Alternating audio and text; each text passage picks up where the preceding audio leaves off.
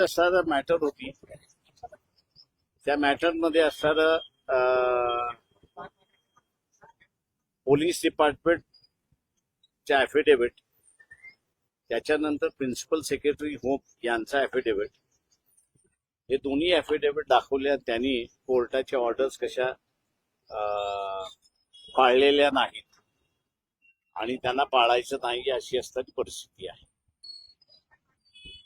तेव्हा आमच्याकडून असणारं जे झालं त्या दोन गोष्टी झाल्या. एक तर 196 PNSS आहे, तो मॅजिस्ट्रेटनी एकदा चौकशी केली कस्टोडियल डेथमध्ये की अननॅचरल डेथ आहे, म्हणजे अनैसर्गिक मृत्यू आहे. तर पुढे काय करायचं याच्या संदर्भात कायदा सायलंट आहे. केंद्राने सुद्धा त्याच्यात दुरुस्ती केलेली नाही आणि महाराष्ट्र शासनाने सुद्धा दुरुस्ती केलेली नाही. तेव्हा कोर्टाला आम्ही असं म्हणालो की आपण ज्यांना बोलवतोय त्यांना पॉलिसी निर्णय करण्याचा अधिकार नाही, तर जी काही पॉलिसी केल्या जाते ती पॉलिसी अंमलबजावणी करण्याचा त्यांना अधिकार आहे. दुसरं, पॉलिसी जो ले डाऊन करतो सेंट्रल गव्हर्नमेंटला, तर काउन्सिल ऑफ मिनिस्टर्स ही ले डाऊन करतात आणि काउन्सिल ऑफ मिनिस्टर राज्यामध्ये करतात. त्याच्यामुळे हा प्रश्न निकालीच काढायचा असेल तर दोन जणच निकाली काढू शकतात. एक तर कोर्ट स्वतःहून कायद्यामधल्या ज्या त्रुटी आहेत त्या भरून काढू शकतात, त्यांना लेजिस्लेटिव्ह अधिकार आहे अशी परिस्थिती आहे.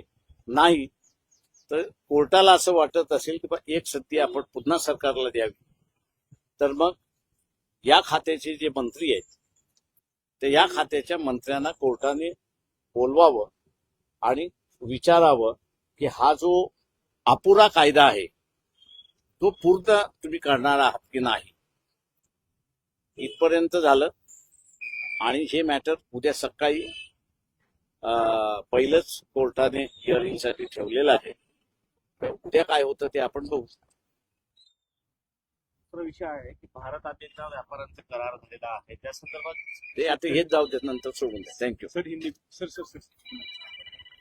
सर जिस तरीके से जो है अजित पवार के जो प्लेन हादसे में जो मौत हुई, उसके बाद राजनेताओं से लेकर कॉमन लोगों में भी एक ही बात हो रही है कि ये हादसा है, तो आपका क्या नजरिया? मैं अभी जो प्रेस कॉन्फ्रेंस है वो यही कहूंगा कि सोमनाथ सूर्यवंशी जो है वो सोमनाथ सूर्यवंशी के बारे में कोर्ट पे जो हम लोग ने पेश किया था उसकी सुनवाई हुई और उस सुनवाई में हमने कोर्ट को बता दिया कि अगर सूर्यवंशी को न्याय दिलाना है तो दो ही संस्था इसको न्याय दिला सकती है. एक तो कोर्ट खुद न्याय दिला सकता है और दूसरा जो है वो सरकार दे सकती है. ये न्याय दिलाने के लिए हमने कहा कि 196 BNSS का जो कानून है वो अपूरा है, इनकम्प्लीट है. उसको जब तक कंप्लीट नहीं करते तब तक न्याय नहीं मिल सकता है. अभी की जो फिलहाल परिस्थिति है, कोर्ट को हमने बताया कि आप जिनको बुला रहे हो, प्रिंसिपल सेक्रेटरी होम को बुलाया था, दूसरे अधिकारियों को बुलाया था और उन्होंने जो है अपनी मर्यादा जो है वो स्पष्ट लिखित करके दी कि पॉलिसी डिसीजन है, हम उसका निर्णय नहीं ले सकते हैं.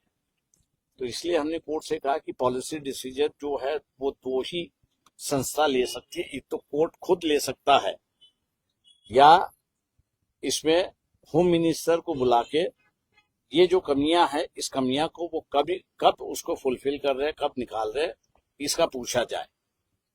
सुनवाई आज यहाँ तक हुई. कल सुबह तक जो है वो सरकार ने उसको कोर्ट ने पोस्टपोन किया है. कल सुबह जो होगा उसको देखा जाए.